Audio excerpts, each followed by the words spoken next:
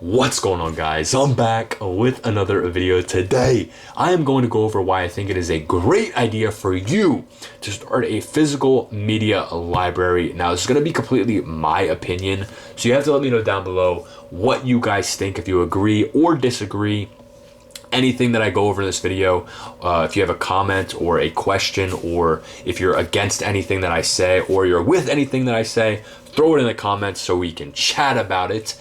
But the most obvious reason why I think it's a great idea to start a physical media library is because you actually get to own the movie, right? I go to the store, pick out the Crow 4K Steelbook, I bought it, I own it, it's mine. The only way it's leaving my library is if I sell it or it breaks, and if I were to keep it in good condition, keep it in, nice on the shelf, not damage in any way, chances are it's gonna outlive me.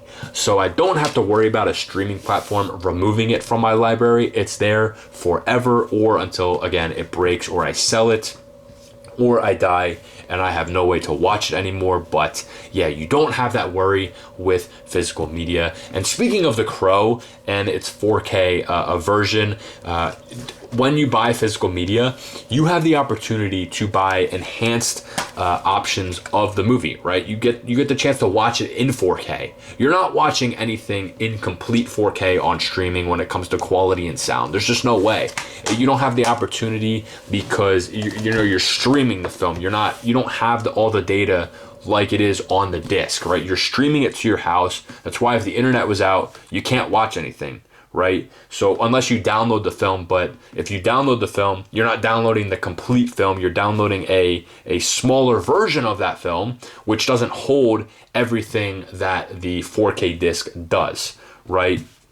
So I've actually had this argument with my family for a while. They say that, oh, you could stream stuff in 4K. It's not the same, because all the data that is held on the disc, you can't possibly have all that data streamed to you on every possible movie on a streaming platform. It would just be too much data. It wouldn't even work. There's no way. But let me know down below if you disagree with that as well. But yeah, I've definitely had people disagree with me on that. But yeah, and then also, speaking of the 4K films, chances are, if you buy it on physical media, you get a bunch of bonus features. And that's why I love Criterion films, the boutique labels. They have plenty of bonus features. They have behind the scenes interviews, director's cuts, they have director interviews, stuff like that. You're not getting any of that on streaming, that's for sure. And if you are an actual movie fan, you love watching movies, how could you not want to watch the behind the scenes stuff of your favorite movies of all time? Do you know what I mean? How could you not want to watch that? So I think that is another benefit to having physical media. And I guess another thing that would be not necessarily something that I personally do, not yet at least, but it's almost like this is like a hobby, right? And with every hobby, you have people that collect things, and that is a great way to build up your collection, is actually collecting stuff. And some people may say that, oh, movies are meant to be watched, but then you also have people that just like to buy things to have them as a collection, right? And perfect example is the Steelbook, the 4K Steelbooks. The artwork is incredible on these. Some artwork that you can't get on any other piece of physical media. And it's definitely collectible. It's collectible, and a lot of the times the lower printed collectible stuff sells for a lot more, so you kind of have that option to collect things. So I think that you can't really collect a streaming platform, right? You don't have the option. Again, like the first part in the video, you can't hold the movie in your hand, so how can you collect a streaming platform? Do you know what I mean? So you kind of have that option with physical media. And I think I kind of hinted at this earlier, but if you wanted to watch that movie that was on a streaming platform and it was only on one streaming platform and they remove it, how else are you going to watch the movie? You need to buy it on DVD. And if you buy it on DVD, you have the chance to watch it over and over and over again as many times as you want until it breaks on you. Do you know what I mean? So if you have that, let me tell you something. I don't know where I heard this, but I feel like it's the truth, in that there's plenty, you have way more options on DVD than you have on streaming. Now you might say to yourself, oh, that can't be real. There's plenty of options on streaming, but I'm almost certain that there's way more options on DVD than there is streaming. There has to be. I honestly, maybe I'll look that up and I'll throw the statistics on the screen, but chances are you're finding stuff on DVD that you're not going to find on streaming anywhere. So I think that that is also a great benefit to having that physical media, because you may have something that nobody else can possibly watch unless they have it on DVD. Do you know what I mean? So I think that that would be a something that you could look forward to in building a library that nobody else can watch, that unless they have it on DVD, right? So and then I guess this is something that kind of makes sense, in that you can possibly save money with having physical media. Now, that's not taking into account, okay, buying 4K on everything, buying the rarest version of a movie, right? You can go to a thrift store, garage sale, flea market, and buy endless DVDs for $1 a piece.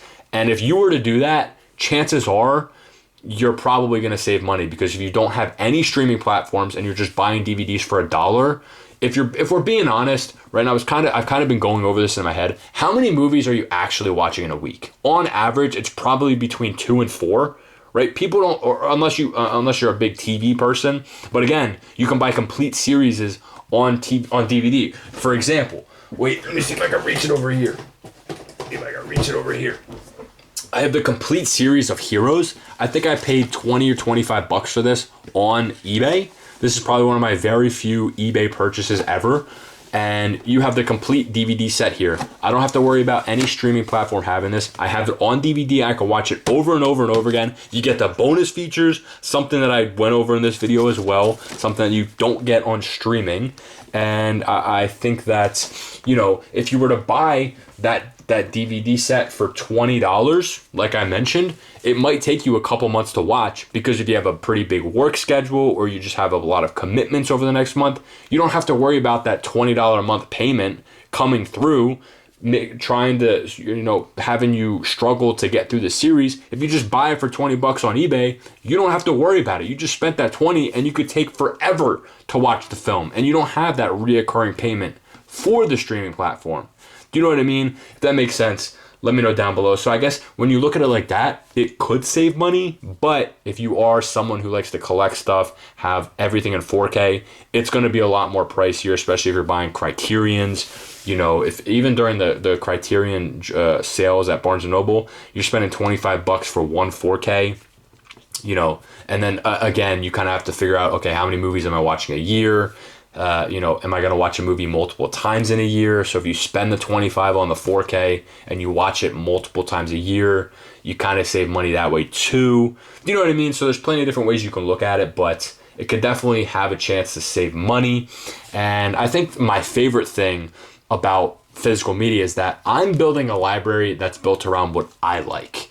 Movies that I enjoy, my favorite movies of all time. Almost Famous, 4K. Picked this up for $10K at Barnes & Noble. Great all-time movie. I think I've watched it 5 or 6 times since I picked it up. Footloose, The Girl Next Door, Regretting You.